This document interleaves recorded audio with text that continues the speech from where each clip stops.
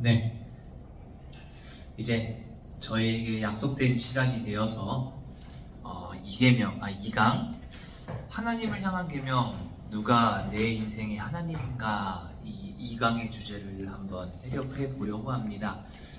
오늘 저희가 함께 살펴볼 이 10계명은 이제 1계명부터 4계명까지 저희가 쭉 다뤄보려고 합니다.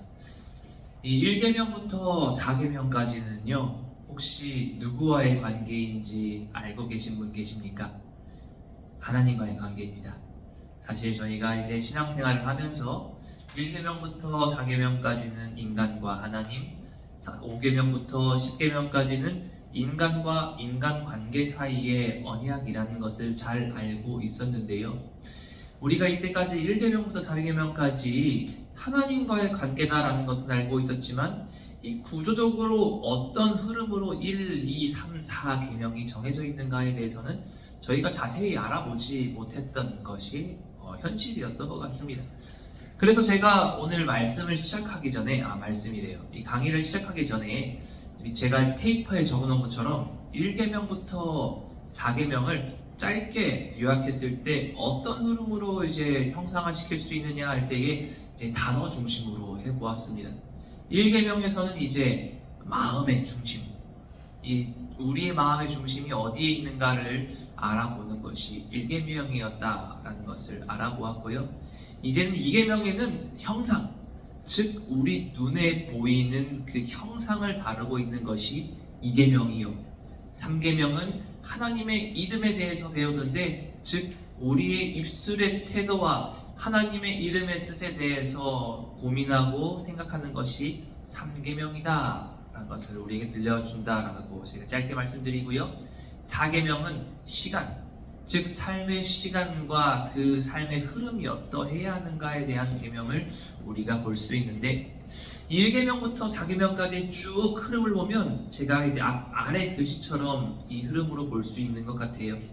우리의 마음의 자리에서 시작되어서 눈에 보이는 형상을 넘어서 우리의 입술의 태도를 넘어 삶의 리듬에까지 쭉 이어지는, 즉 마음, 형상, 말, 삶의 리듬은 이제 우리 인생에서 나의 주인은 누구인가, 누가 내 인생의 하나님인가 고민하게 만드는 것이 바로 1계명에서부터 4계명이 주는 그 은혜의 텍스트라는 것을 발견합니다.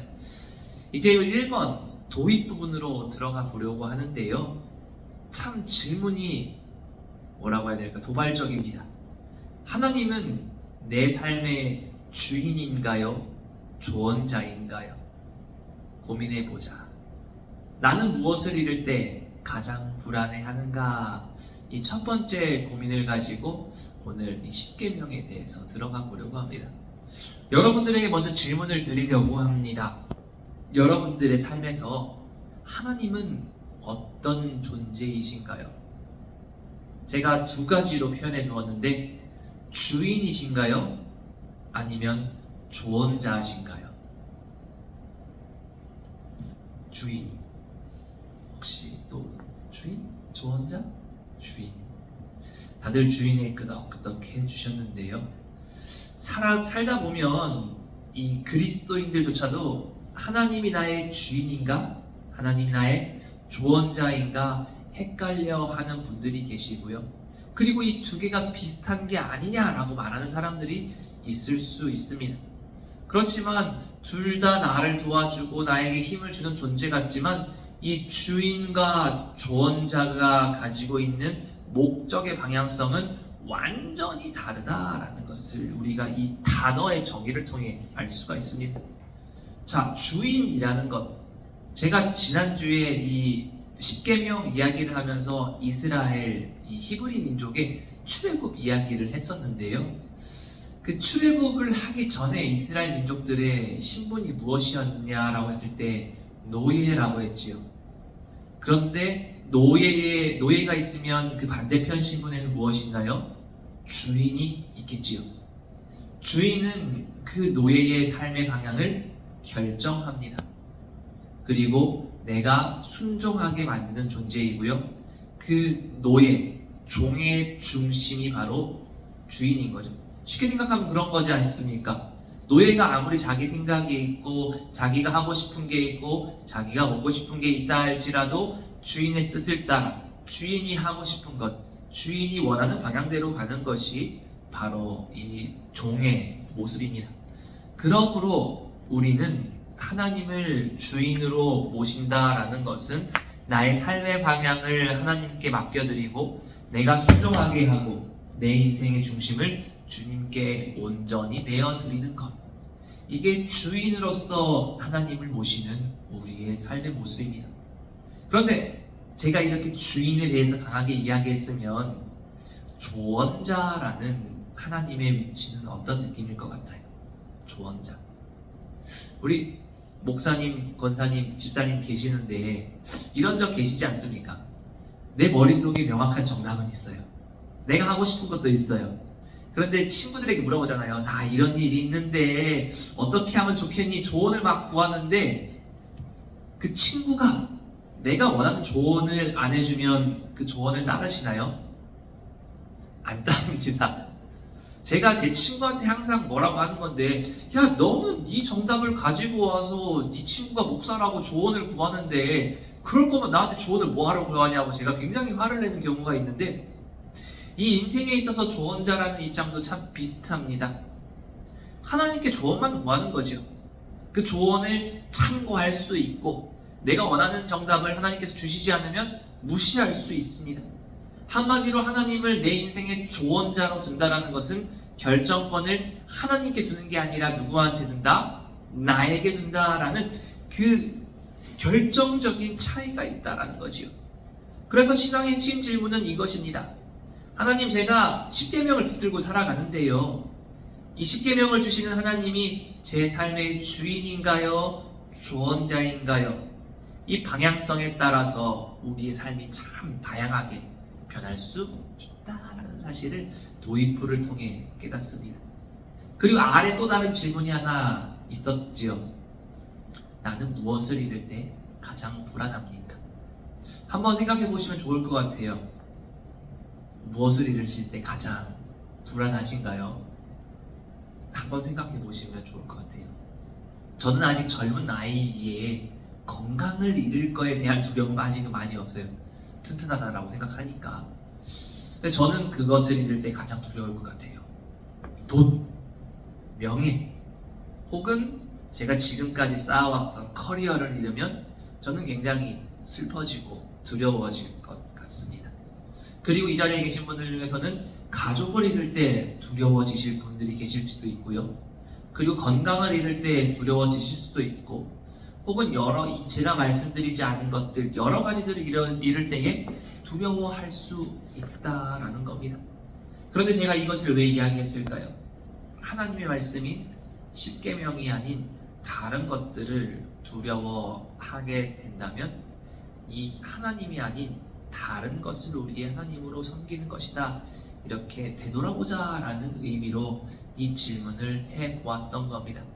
제가 직접 어떤 것을 잃었을 때 두려워합니까? 여쭤보지는 않겠습니다. 그런데 한 가지 그 제목들을 써놓고 곰곰이 기억해 보십시오. 하나님, 이것이 제 인생의 우상이 될 수도 있겠군요. 조심하겠습니다. 되돌아보자라는 이유로 이런 질문을 올려보았습니다. 이제 본격적으로 1계명부터 함께 이야기를 해보려고 합니다. 1계명 제가 무엇으로 적어 놓았나요? 다른 신을 두지 말라, 이렇게 짧게 적어 보았습니다. 이 다른 신을 두지 말라라는 이야기는요, 출애굽기 20장 3절에 나타납니다. 출애굽기 20장 3절에는 이렇게 기록되어 있습니다. 너는 나 외에는 다른 신들을 내게 두지 말라. 신명기 5장에서도 비슷한 말씀들이 반복이 되고요. 제가 방금 말씀드렸던 이 성경의 말씀은 10계명의 첫 번째 계명입니다. 그런데 우리는 고민해 보아야 됩니다.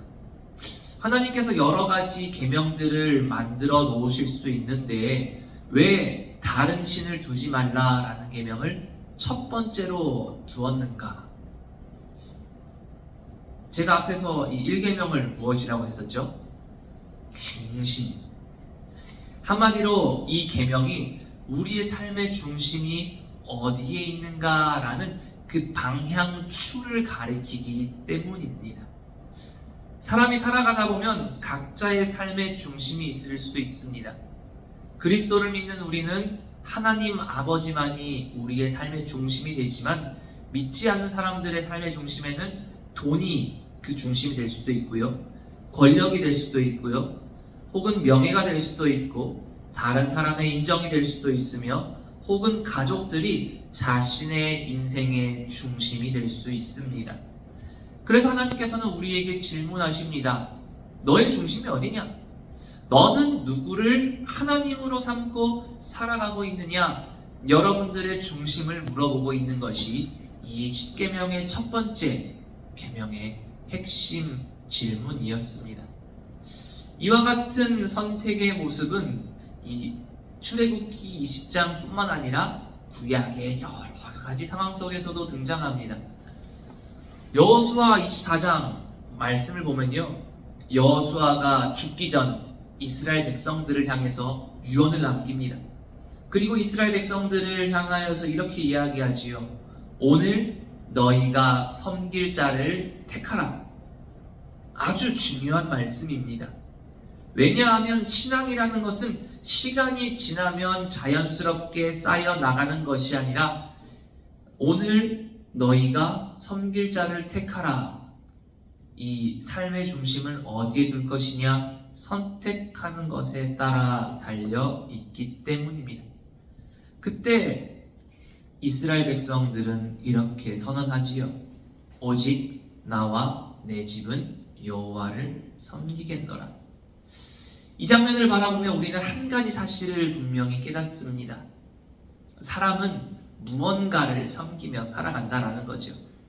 하나님을 섬기든, 돈을 섬기든, 권력을 섬기든, 명예를 섬기든, 어찌됐든 자신의 마음의 중심에 무언가를 두고 살아간다라는 겁니다. 그렇기에 하나님께서는 제1계명에서 단순히 이것을 하지 마라 라고 금지 명령을 내리시는 것으로 끝나지 않고 삶의 중심을 바로 세우기 위해 이런 여러 가지 이야기들을 들려주었다라는 겁니다. 제가 이 10계명에 대한 이 상황 설명을 짧게 드렸고요, 그 아래에 있는 갈호 1번 자유자의 첫 선택, 이 자유를 가지고 있는 백성으로서 어떤 선택을 가져야 하는가에 대해서 함께 이야기를 해보려고 합니다. 제가 여기에 적어놓은 단어 중에서 한 가지 생각해 보아야 할 중요한 개념이 있습니다. 바로 자유가 무엇일까라는 개념이지요. 이 자리에 계신 분들 혹시 자유가 무엇이라고 생각하시나요? 자유하면 내가 하고 싶은 대로 하는 것, 내가 먹고 싶은 거 먹는 것, 내 행동을 마음대로 하는 것, 참 여러 가지 것들을 생각할 수 있겠지만 성경이 말하는 자유는 조금 다릅니다. 그 아래 제가 글씨로 적어 놓았지요. 자유는 뭐라고요? 욕망의 방출이 아니다. 즉 내가 하고 싶은 것들을 멋대로 표출하는 것이 자유가 아니라는 겁니다. 그렇다면 반대로 자유는 선택의 능력을 가지는 것이다. 참 우리가 살아가다 보면 여러 가지 고민에 빠집니다. 인간은 하나님의 뜻과 하나님의 섭리에 따라 살아가는 존재인데요.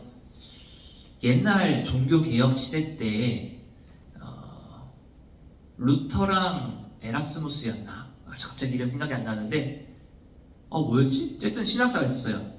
인간의 자유의지에 대한 논쟁이 있었는데 여러분들에게도 질문을 드리겠습니다. 하나님께서는 인간에게 자유도 주셨고 그리고 인간은 하나님의 그 뜻을 따라 살아가야 할 의무가 있는데요. 인간은 하나님의 뜻대로, 즉 로봇처럼 움직이며 살아야 할까요? 아니면 인간은 하나님의 뜻을 따라야도 하지만 자유도 누리며 살아갈까요? 그 논쟁에서는 좀 극단적으로 갔어요. 노예의지론이라고 해서 인간은 노예처럼 무조건 하나님의 뜻을 따라야 한다. 반대쪽에서는 하나님께서는 인간에게 자유를 주셨기 때문에 그렇게 노예처럼 로봇처럼 행동하지 않게 하신다라고 하시는데, 오늘날 이제 신앙생활을 하며 목회를 하며 그리고 저도 신학을 하며 깨닫는 것은, 하나님은 인간을 단순히 명령에 따라 움직이는 로봇으로 만들지 않았다라는 겁니다. 목사님은 왜 그렇게 생각하십니까? 라고 물어본다면, 이제 칼 바르트라는 학자가 그렇게 이야기를 했어요. 인간의 이 구원은 예정이 되어 있지만 그 예정 안에서 인간의 자유와 인간의 선택을 존중하여 주신다. 그러므로 모든 틀 안에서는 예정이 섭리되어 있지만 인간의 자유를 허락하시는 그 안에서 하나님의 자유를 고백하고 찬양하게 만드는 것을 인정하는 그 신학자의 이야기를 볼 때에, 인간은 로봇처럼 기계처럼 하나님의 뜻을 무조건 따르지 않는다라고 저는 결론을 내렸어요. 오히려 하나님은 인간에게 선택할 수 있는 자유를 주셨습니다. 그렇게 우리에게 이렇게 강요하지 않으십니다. 빨간 글씨에 보면 이렇게 제가 적어놓았지요. 하나님은 무조건 나를 선택해야만 한다, 이렇게 강요하지 않는다라는 겁니다. 섭리 안에서, 하나님의 이 예정 안에서 모든 것들이 다 크게 예정되어 있지만 너의 자유와 너의 선택을 존중한다라고 우리에게 들려주고 있습니다. 그렇기에 하나님께서는 분명히 말씀하십니다. 나 외에 다른 신을 두지 말라라고 너희에게 이야기하는 것은 너희에게 자유를 핍박하고 억압하는 것이 아니라, 너희가 나를 선택하지 않았을 때에 노예로 끌려가는 것을 막기 위해, 너희들의 자유를 지켜주기 위해 너희에게 이런 부탁을 하는 것이다 라고 이야기했던 겁니다. 즉, 이스라엘 백성들이 노예였을 때에, 애굽에서 아무 자유도 없었을 때에 끌려다니는 그 상황 속에서 이스라엘을 해방시켜 주셨던 것처럼, 죄의 사슬에 다시 묶이지 않게 하기 위해서 죄를 선택하지 말고 나를 선택하여서 다시 노예로 돌아가는 죄를 범하지 말라, 그런 자유를 주기 위해서 일종의 법칙을 내려주셨던 겁니다. 결국 다른 신을 섬긴다라는 것은 우리가 그 세상의 것에 다시 노예가 된다라는 것을 의미합니다. 예를 들면 돈을 섬기면 우리는 돈의 노예가 됩니다. 권력을 섬기면 권력의 노예가 되고요. 사람들의 인정을 섬기면 사람의 평가를 통한 노예가 됩니다. 그래서 하나님께서는 우리를 억압하기 위해서 계명을 주신 것이 아니라, 자녀를 더 큰 죄악에 빠지는 것을 막기 위해서 계명을 주셨던 겁니다.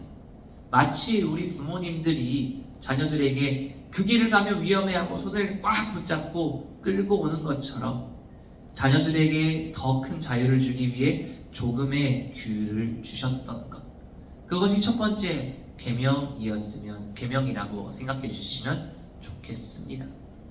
적용 질문을 우리가 함께 고민해 보면 좋겠는데요. 우리는 살아가다 보면 종종 이렇게 이야기합니다. 나는 하나님을 믿는다라고요. 그런데 실제 삶을 살아가다 보면 다른 기준이 우리 삶의 중심이 될 수 있는데요. 아래 제가 적어놓은 이제 적용 질문 본격적으로 들어가 보려고 합니다. 여러분들은 무엇을 통해 내 가치를 확인하나요? 제가 이것을 바로 대답해달라고 말씀드리진 않겠지만, 나의 가치가 어떻게 평가되는지 꼭 되돌아 보아야 한다는 겁니다. 어떤 사람은 돈을 통해 자신을 평가합니다. 어떤 사람은 내가 어떤 직업을 가지고 있는가에 따라 자신을 평가하기도 합니다. 또 어떤 사람은 사람들의 인정으로 내가 잘난 사람이다 평가하기도 합니다. 그렇다면 또 다른 질문 하나 드리려고 합니다. 이렇게 내 가치 확인, 목사님 너무 무거운데요?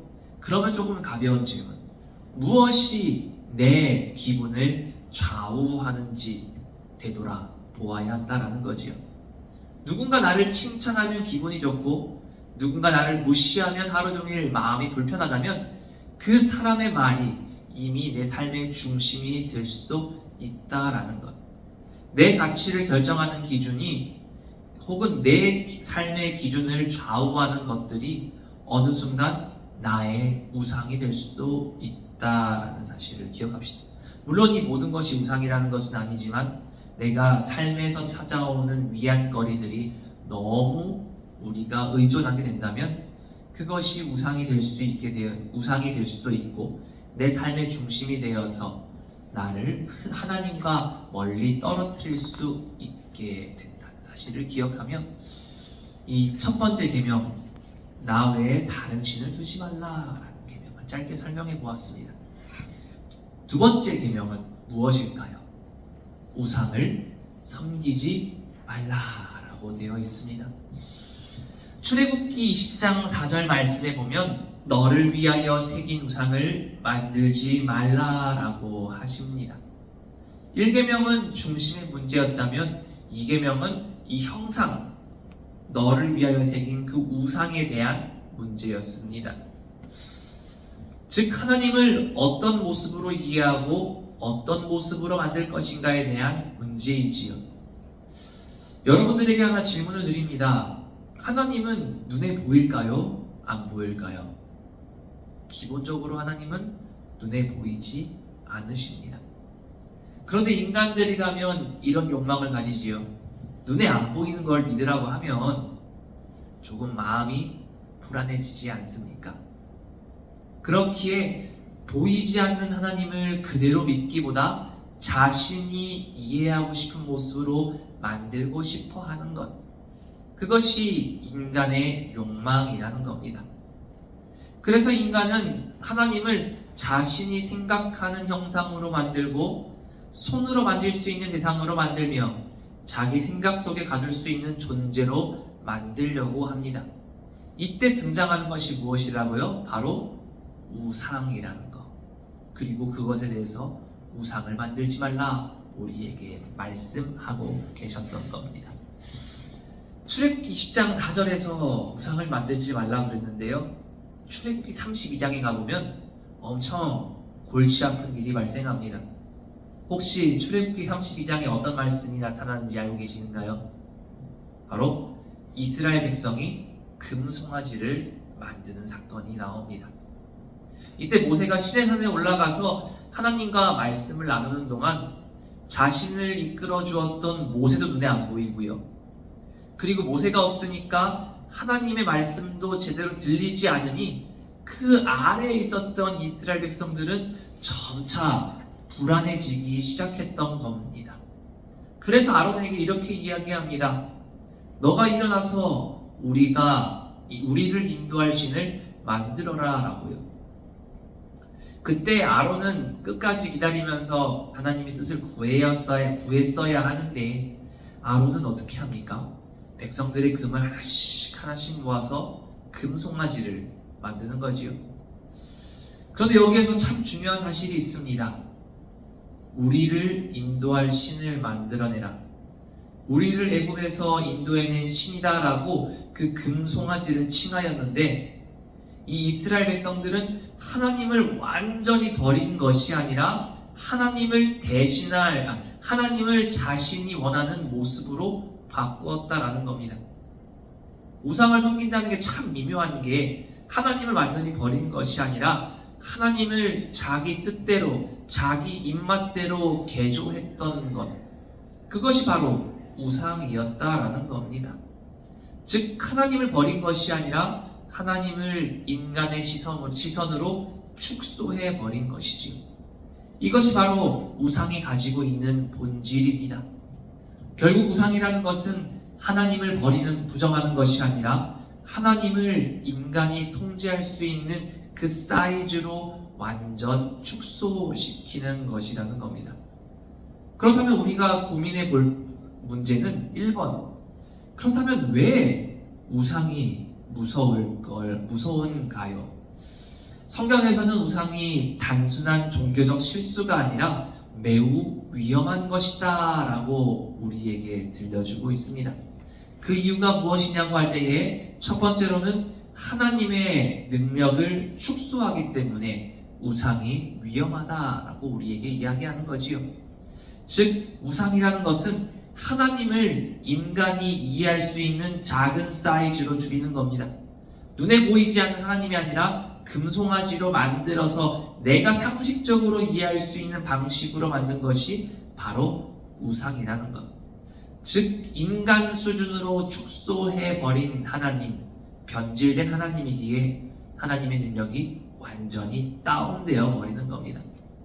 그리고 우상이 왜 무서운가? 두 번째로는 나의 모습을 왜곡하기 때문입니다. 이 질문을 들었을 때에 이런 생각을 할 수도 있습니다. 우상을 만드는 것이 왜 나의 모습을 왜곡하는 거냐? 혹시 인간을 하나님께서 창조하실 때에 어떤 형상을 따라 창조하셨다라고 말씀하셨는지 기억하시나요? 인간은 누구의 형상? 하나님의 형상. 그런데 인간 스스로 하나님을 다른 것으로 바꾼다?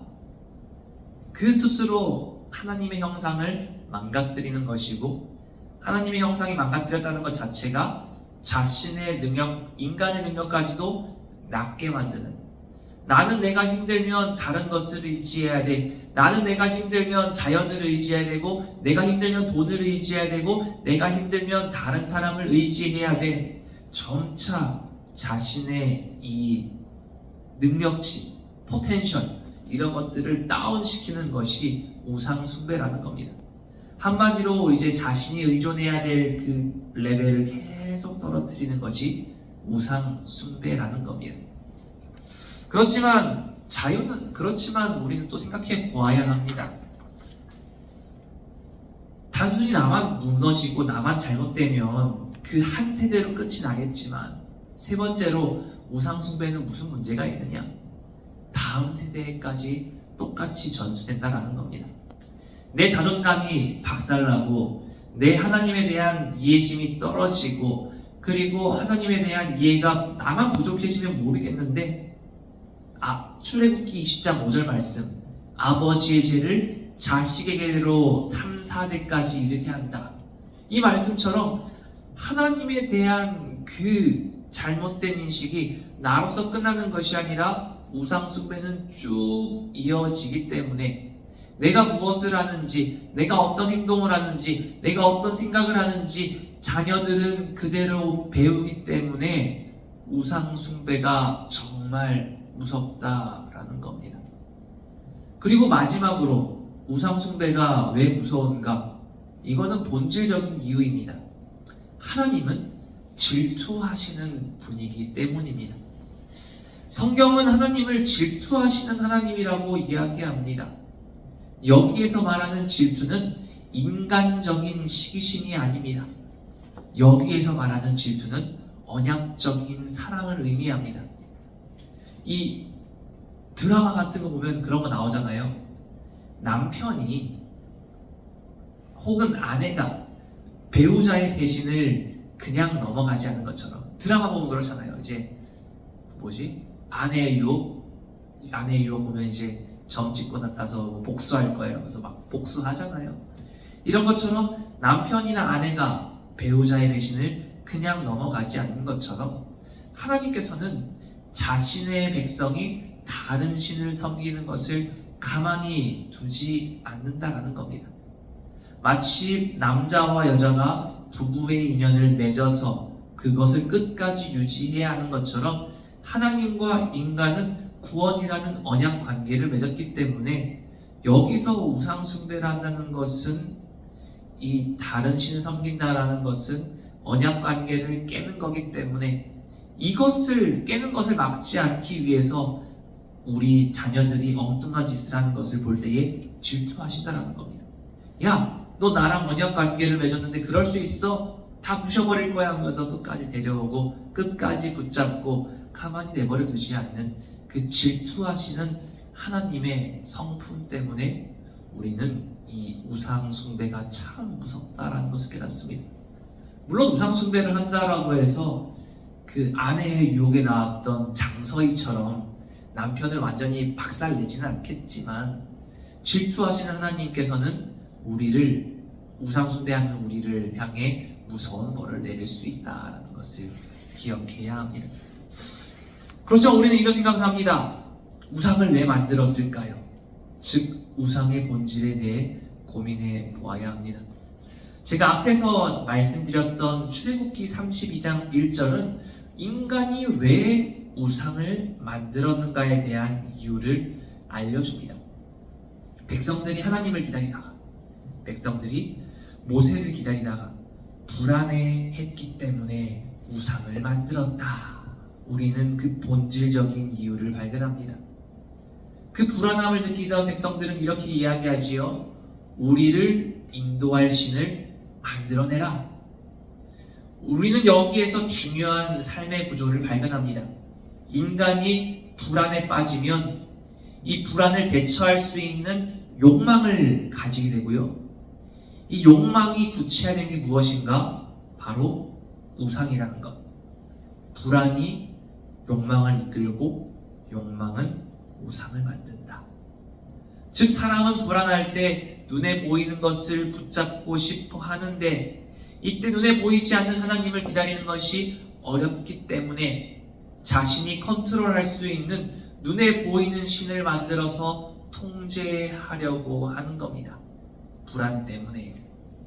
이처럼 결국 불안이 욕망을 낳고 욕망이 우상을 만든다라는 사실을 깨닫습니다. 이처럼 우상은 단순히 물건 하나로 끝나는 것이 아니라 자기 애착, 자기 과시, 자기 중심성으로 귀결되어서 우리의 자아까지도 완전히 무너뜨릴 수 있다라는 사실을 발견합니다.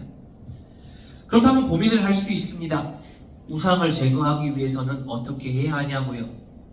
이 우상 파괴는 자기 부인이 효과적입니다. 제가 옆에 적어 놓았던 것처럼 마태복음 16장에서는 예수님께서 이렇게 말씀하십니다. 자기를 부인하고 자기 십자가를 지라. 여기서 자기 부인이 어떻게 우상 파괴가 될 수 있을까요? 제가 앞에서 여러 가지 이야기했던 것들 중에서 이 우상에 대한 이 핵심 키워드는 자신이 컨트롤할 수 있는 자신 중심, 자신 욕망, 즉 우상의 모든 출발점은 나라는 겁니다. 나 자신. 그렇기에 나를 부인한다는 것 자체가, 나를 무너뜨리는 것 자체가 우상을 막을 수 있는 가장 핵심적인 방식이라는 거지요. 즉 내 생각이 아니라 하나님의 뜻이 나의 모든 것이 중심이 된다 고백할 때에 우상이 파괴된다라는 겁니다. 예를 들면 이런 겁니다. 어떤 사람이, 그런 사람들 있잖아요. 다른 사람의 칭찬을 받았을 때에 굉장히 기뻐하고 우쭐우쭐해지는 사람이 있을 수 있는데 어떻게 보면 그 사람의 우상은 다른 사람의 칭찬입니다. 그때 말씀을 듣고 은혜를 받는 거예요. 아, 나도 하나님의 말씀을 따라서 자기 자신을 부인할 수 있어야겠다. 이렇게 다른 사람의 칭찬에 행복해하는 사람이 자기를 부인하면 어떤 이야기를 할 수 있을까요? 하나님, 저는 이제 사람들의 평가보다 하나님의 시선을 따르겠습니다 라고 하는 것. 이것이 바로 우상을 깨뜨리는 자기 부인의 방법이라는 겁니다. 우리 세 번째, 자존감과 우상에 대해서도 한번 고민해 보려고 합니다. 자존감과 우상 숭배는 인간을 높이는 것 같지만 실제로는 자존감을 무너뜨리는 행위입니다. 제가 앞에서도 살짝 이야기했죠. 인간은 하나님의 형상으로 지어졌기 때문에 예배 대상이 낮아질수록 우리의 존재 가치도 똑같이 떨어진다는 것. 왜냐하면 존귀하신 하나님께 예배하도록 창조되었기 때문입니다. 그래서 우리가 하나님보다 낮은 것을 예배할 때에 똑같이 우리 존재도 그 수준으로 내려간다는 겁니다. 돈을 섬기면 우리의 존재는 그 끝까지 올라간다 할지라도 돈까지밖에 못 올라가는 거고, 우리 삶의 권력을 중심으로 삼아가면 아무리 올라가도 권력 이상으로는 더 높은 것을 못 잡게 되고, 인간관계를 우리의 삶의 가치로 두면 인간관계 외에는 다른 것들을 건들 수 없게 됩니다. 그렇지만 그런 모든 것들을 다 내려놓고 하나님을 예배할 때 인간의 가치는 다시 회복됩니다. 그래서 저는 이렇게 이야기하고 싶습니다. 자존감과 우상숭배는 어떤 관계이냐 할 때에 반비례 관계라는 것.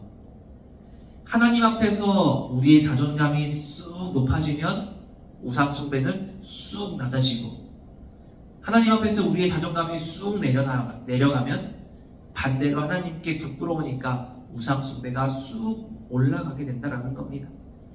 그러므로 자존감과 우상숭배의 반비례 관계를 잘 생각하면서 하나님만을 예배하면서 하나님만을 바라보면서 살아가는 것이 우리의 자존감을 높일 수 있는 귀한 방식이구나.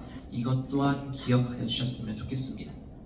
이렇게 우상, 형체에 대해서 이 계명에 대해서 이야기했으면 세 번째 계명, 이름에 대해서 이야기해 보려고 합니다.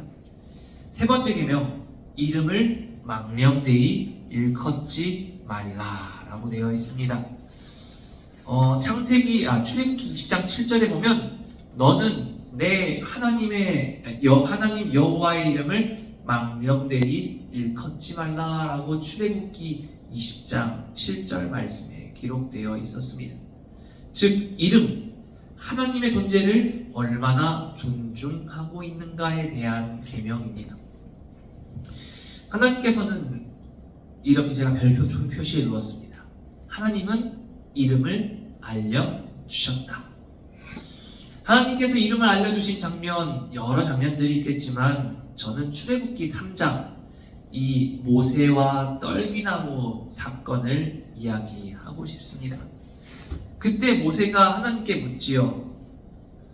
내가 이스라엘 백성들에게 가서 말하기를 너희 조상의 하나님이 나를 너희에게 보내셨다라고 하면 그들이 묻기를 그의 이름이 무엇이냐라고 할 때에 내가 무엇으로 말합니까? 라고 하나님께 당신의 이름이 무엇입니까? 질문하고 있었습니다. 그때 하나님께서는 이렇게 말씀하십니다. 나는 스스로 있는 자다. 이 말을 히브리어로 풀어서 쓰면 여호와라는 이름이 된다라고 합니다.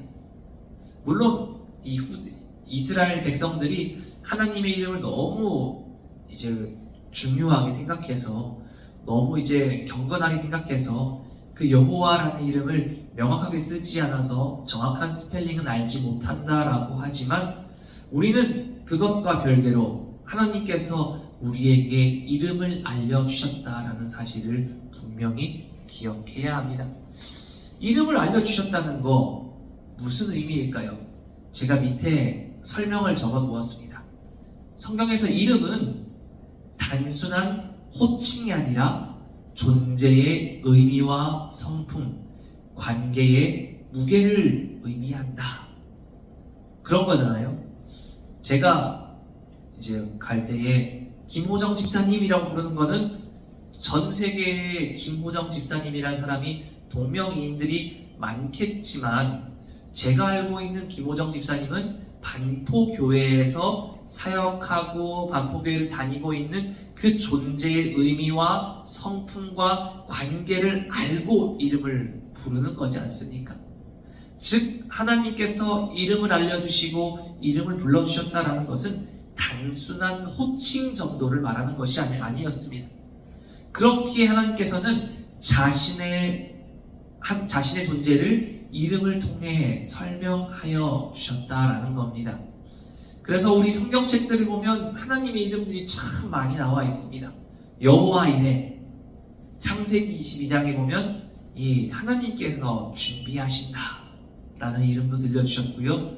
여호와 라파, 출애굽기 15장에 보면 여호와께서 치유하여 주신다 그런 이름도 들려주셨고, 여호와 니시, 출애굽기 17장 여호와는 나의 깃발, 나를 인도하여 주신다. 여호와 샬롬, 사사기 6장 여호와는 나의 평강.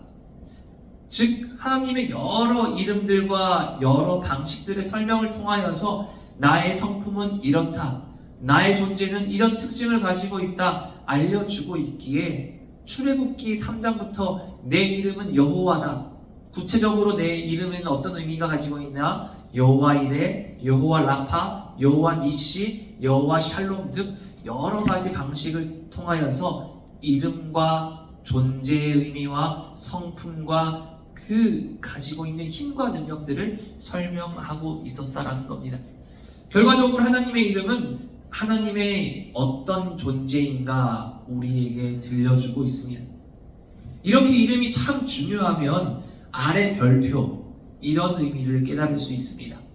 때문에 하나님의 이름을 망령되이 일컫는다는 것은 단순한 욕설이 아니라 신앙을 가볍게 사용하는 태도입니다. 이제 세 번째 계명의 의미를 다시 생각해 보려고 합니다. 하나님의 이름을 망령되이 일컫지 말라. 이 10계명을 단순하게 보면 하나님의 이름을 욕하지 말라 이런 정도로 이해하는 분들이 계실지도 모릅니다. 그렇지만 성경이 말하는 의미는 훨씬 더 깊고 무겁습니다. 이 망령되다라는 말을 저희가 현실에서 잘 쓰지 않는 말인데요. 이 망령되다라는 단어에 어떤 의미가 포함되어 있냐면요. 헛되게, 가볍게, 함부로라는 의미가 포함되어 있다라고 합니다. 그러므로 이 세 번째 계명에는 하나님의 이름과 존재를 헛되게, 가볍게, 함부로 다루지 말라라는 그런 더 깊은 의미가 담겨 있었다라는 겁니다. 즉 하나님의 이름을 망령되이 사용하는 것은 단순히 이름을 욕하는 것이 아니라 신앙의 태도의 문제가 된다라는 건데, 예를 들자면 제가 아래 또 작대기에다 몇 개 적어 놓았지요. 하나님의 이름을 핑계 삼는 삶하고 물음표라고 제가 적어 두었을 겁니다. 즉 어떤 사람이 자신의 욕심을 이루기 위해 하나님의 이름을 이용한다면 그것은 바로 하나님의 이름을 망령되이 사용하는 것이라는 겁니다. 그러므로 하나님의 이름을 핑계 삼는 삶을 살지 말라는 것이지요. 두 번째로는 이렇게 제가 또 적어 두었습니다. 신앙을 도구로 쓰는 삶하고 물음표. 하나님을 사랑해서 믿는 것이 아니라 내 유익을 얻기 위해서 하나님을 이용한다면 그것은 하나님의 이름을 가볍게 망령되이 사용하는 것이라는 겁니다. 하나님에 대한 신앙을 나를 위해서 도구처럼 쓰지 말라는 것이지요.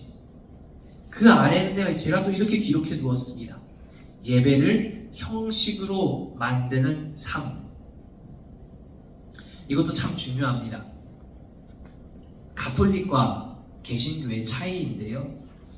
사실 저는 가톨릭의 예배를 실제로 드려본 적은 잘 없어요. 저는 이제 가톨릭의 예배를 공부하기 위해 영상으로 본 적은 있는데 그 영상을 보면서 느끼는 것이 있습니다.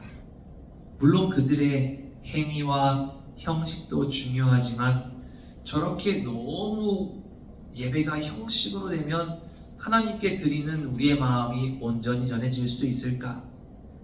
잘 모르겠어요. 물론 하나님께서는 형식도 중요하게 생각하실 수도 있겠지만 지나치게 예배를 드린다 할지라도 지나치게 마음은 없고 단순한 종교 행위와 형식으로 예배가 끝난다면 그것은 내가 오늘 하루 예배를 드렸네, 예배를 때웠네 하는 종교적인 이유 때문에 드리는 것이지 오히려 그런 행동은 하나님의 이름을 망령되이 사용할 수 있는 것이기에 하나님의 이름이 예배로 드려지는 그 자리에서 예배를 형식으로 드리면, 예배를 내 마음을 빼놓고 드리면 안 된다라는 것을 깨닫습니다. 그렇다면 이 세 가지 것들 해결하기 위해서는 어떻게 해야 합니까? 제가 화살표로 적어 두었습니다. 해결은 단순합니다. 하나님의 이름에 합당한 예배를 드려야 한다는 것. 그러므로 3계명의 핵심은 이것입니다. 하나님의 그 이름의 무게를 인정하라. 하나님의 이름을 존중하라. 이렇게 이름을 인정한다라는 것은 하나님의 존재를 받아들인다라는 것. 하나님의 성품과 하나님의 능력을 존중한다라는 것. 그러므로 단순히 우리의 입술로만 하나님의 이름을 부르는 것이 아니라 삶 가운데 존중하는 태도가 필요하다라는 겁니다. 그러므로 하나님의 이름을 부르는 사람은 그 이름에 합당한 삶과 예배를 드려야 합니다. 이것이 바로 3계명이 우리에게 주는 신앙의 모습입니다. 이렇게 말에 대한 이야기를 3계명으로 바라보았다면 네 번째 계명, 안식일을 기억하라. 이제는 우리의 삶 가운데 삶의 리듬으로서 하나님을 존중하고 따라라라는 계명이 안식일을 기억하라라는 4계명입니다.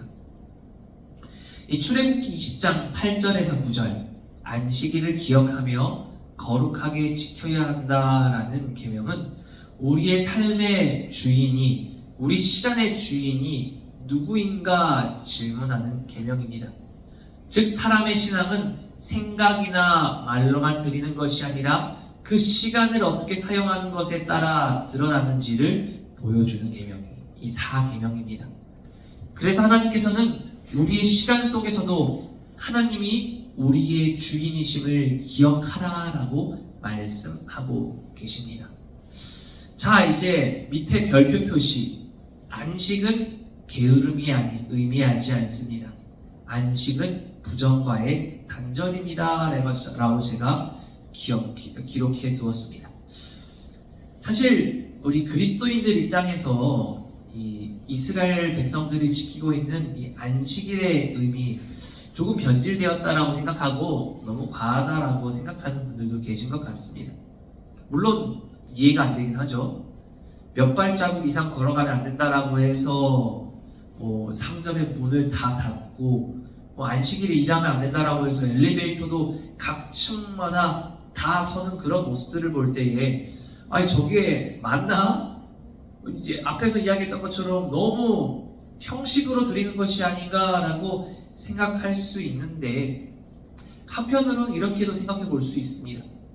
그들은 그렇게까지 하는 이유가 무엇이냐라고 할 때에 우리는 이 안식이 가지고 있는 의미를 다시 생각하게 만든다라는 겁니다. 많은 사람들은요, 이 안식을 단순하게 쉬는 것이다 라고 생각하는 경우가 많아요. 그래서 안식일 하면 쉬는 날, 일 안 가는 날, 편하게 자는 날이라고 생각할 수 있는데요, 성경에서 말하는 안식은 단순한 휴식이 아니라 구별과 단절의 의미를 가지고 있습니다. 즉 일주일 중 6일을 평소의 삶의 방식에서 살아가고 있다면 이 안식일만이라도 평소의 모습과 완전히 단절시키고 구별시키고 멈추어서 지금까지의 모습과 다른 삶을 살아보겠다라고 다짐하는 날이 바로 단절로서 구별로서의 의미를 지닌 안식이다라는 겁니다. 그러므로 즉 안식이 뭐다? 단순한 휴식이 아니라 구별과 멈춤과 단절이라는 것. 그렇다면 무엇을 단절시킵니까? 할 때에 첫 번째로 제가 이렇게 적어두었습니다. 욕망과의 단절. 일주일을 살아가다 보면요, 인간은 무언가를 더 가지려는 욕망을 가지고 살아갑니다. 물질을 더 가지기 위해서 열심히 일하고요, 건강을 얻기 위해서 좀 더 얻기 위해서 운동하고요, 사람들과의 이 인간 관계를 위해서 시간들을 조금 더 쪼개서 사람들을 만납니다. 이처럼 무언가를 더 얻으려는 욕망으로 일주일을 채워 나가는데 하나님을 만나는 그 하루마저도 욕망으로 채워가냐 할 때에 아니다. 앞에서의 그 6일의 모습이 내 욕망으로 가득 찼다면 하나님을 만나는 그 하루만이라도 최소한 내려놓고 멈추어서 욕망을 다 던져놓고 깨끗한 마음으로 만나겠다라는 의미로 아무것도 하지 않았던 것이 이스라엘이 지금도 지키고 있는 안식의 의미입니다. 이렇게 먼저 욕망을 단절하면요, 두 번째로는 물질과의 단절을 이야기하게 됩니다. 1번과 조금 연결됩니다. 우리의 6일간의 삶은 경제활동과 생산활동으로 쭉 가득 차 있었습니다. 그런데 이스라엘 백성들은 그 모든 경제활동과 생산활동을 멈춘다라는 겁니다. 그 이유가 무엇이냐라고 할 때에 이런 의미를 가지고 있다라는 거지요. 인간이 돈과 경제활동만으로 유지되는 것이 아니다라는 것. 일주일 동안 하나님이 아닌 자신의 힘과 능력으로 쭉 이어져 왔지만 이 하루 모든 것을 다 내려놓고 하나님 앞에서 온전히 안식을 가진다 할지라도 하나님께서 우리의 삶을 평안하게 인도하여 주신다라는 것을 하나님께 드리기 위해 물질을 단절해도 하나님께서 나를 지켜주신다는 신앙 고백을 하기 위해서 이 6일 동안의 삶을 잠시 단절시키고 물질에서부터 완전히 자유한 안식의 시간을 갖는다라는 겁니다. 세 번째로는 이 무엇으로부터 단절을 해야 하는가? 성취욕과의 단절의 시간을 가진다라는 겁니다. 사람들은 보통 이런 모습들을 종종 보이는데요. 나 상 받았어. 나 표창장 받았어. 나 누군가에게 칭찬받았어. 나 어디에서 승진했어. 이런 일이 있으면 어떻게 하고 싶어 하나요? 내 성과를 다른 사람에게 확인하고 자랑하려는 모습들을 종종 보여줍니다. 그런데 이 안식일은 그 성취 중심의 삶, 성과 중심적인 삶, 결과 중심적인 삶에서 잠시 멈추고 하나님 앞에서 온전히 서게 된다라는 겁니다. 하나님 앞에서 여러분들 자랑해봤자 그게 무슨 의미가 있겠습니까? 하나님 저 승진했어요. 잘했죠. 하나님 저 상 받았어요. 하나님 앞에서는 아무 의미도 없다라는 것을 온전히 고백하고 그 앞에서 완전히 내려놓음으로써 하나님 제가 하나님 중심의 삶으로 돌아가겠습니다 라고 고백하는 순간이 성취욕과의 단절을 통한 안식의 시간이다 라는 겁니다. 그래서 제가 또 아래에 큰 따옴표로 한 문장을 적어 놓았는데요. 우리 이 따옴표에 있는 문장을 함께 읽어볼까요? 시작. 안식일이 평일을 위해 있는 것이 아니라 평일이 안식일을 위해 있다. 안식일은 삶의 막간이 아니라 삶의 절정이다. 이 아브라함 헤셀이라는 이 유대인 신학자가 쓴 글이라고 합니다. 이 아브라함 헤셀이라는 사람이 더 사바트라는 책에서 이 문장을 기록했다라고 하는데요. 이 헤셀이라는 사람은 유대인의 전통 속에서 안식일이 얼마나 중요한지 설명하고 있었던 거지요. 즉 안식일 자체가 평일을 위해 있는 것이 아니라 평일이 안식일을 위해 있다.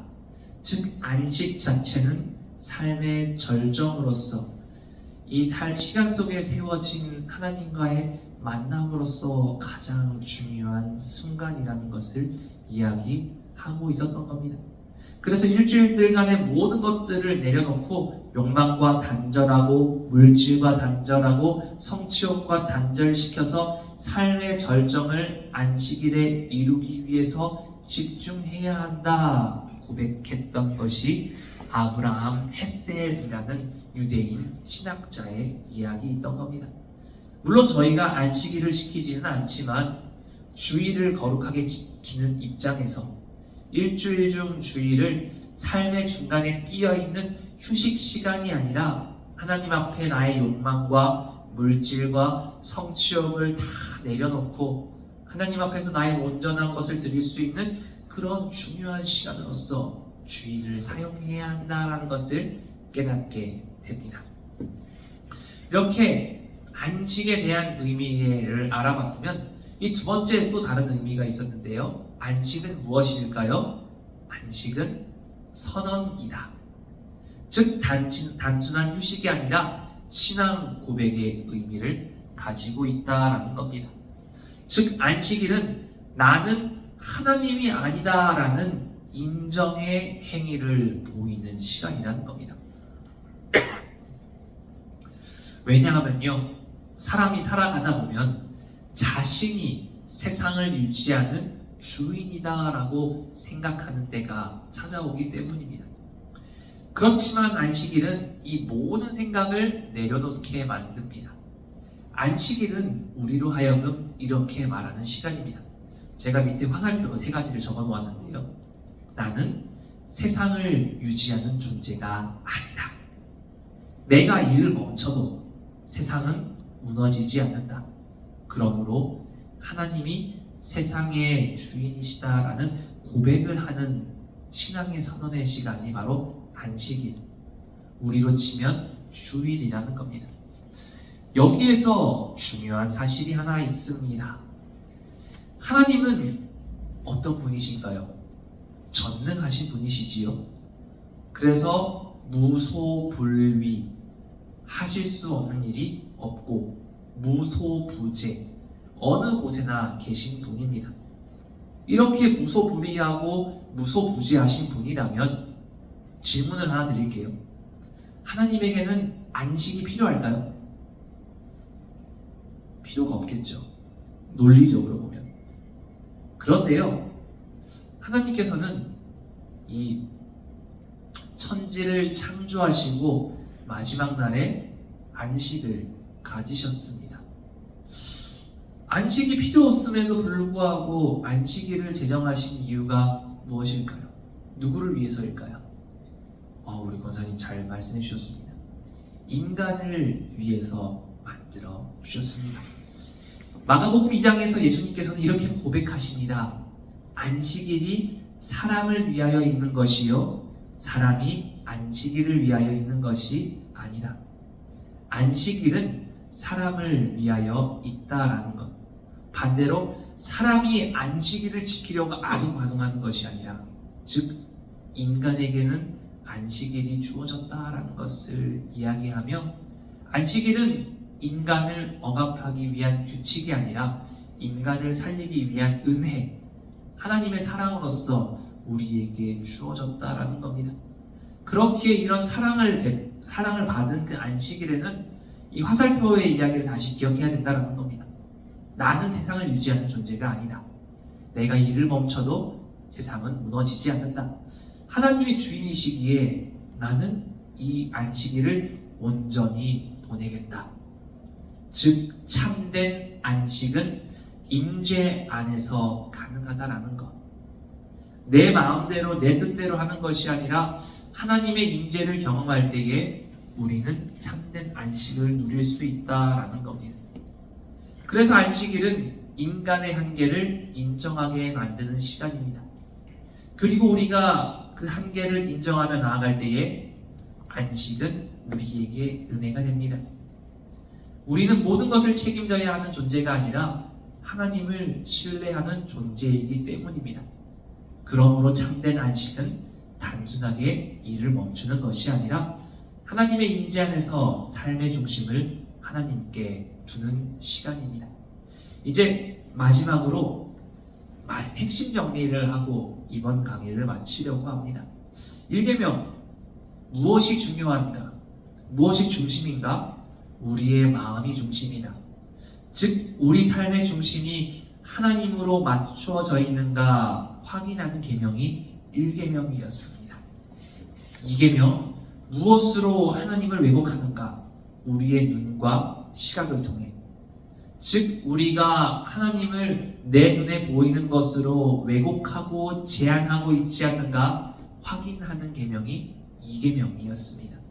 3계명, 하나님의 무게를 가볍게 하지 않는가 내 입술의 고백을 통해서. 즉 우리의 하나님의 이름과 존재를 존중하고 있는지 확인하는 계명이 3계명이었습니다. 4계명, 시간의 주인은 누구인가? 안식. 즉 우리 삶의 시간의 주인이 하나님인가? 아니면 그 6일간의 것들을 내어버리지 못하고 여전히 내가 주인인가? 그것을 확인하는 계명이 4계명이었습니다. 결국 1계명부터 4계명까지 질문은 하나입니다. 누가 내 인생의 하나님이 되어주시는가? 그리고 지금은 그 10계명의 말씀을 통해 우리의 삶을 다시 점검하고 결단해야 한다라는 겁니다. 이제 영상을 보시는 분들을 위해서 나눔 질문 4가지를 나누는데요. 나는 무엇을 잃을 때 가장 두려운가요? 즉, 내 우상이 무엇인가 되돌아보는 질문입니다. 두 번째, 내 삶의 시간표를 보면 하나님이 중심인가요?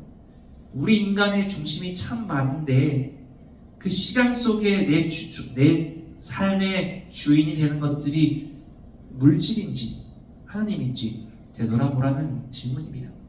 세 번째, 나는 하나님을 이용하고 있지는 않는가요? 하나님을 도구로 이용하고 예배를 수단으로 사용하고 있는지 우리의 신앙을 되돌아보는 질문입니다. 마지막 질문, 나의 현대적인 우상은 무엇인가요? 성공인가요? 안정인가요? 인정인가요? 효율성인가요? 관계인가요? 이것들에 대해서 한번 고민해 보면 좋겠습니다.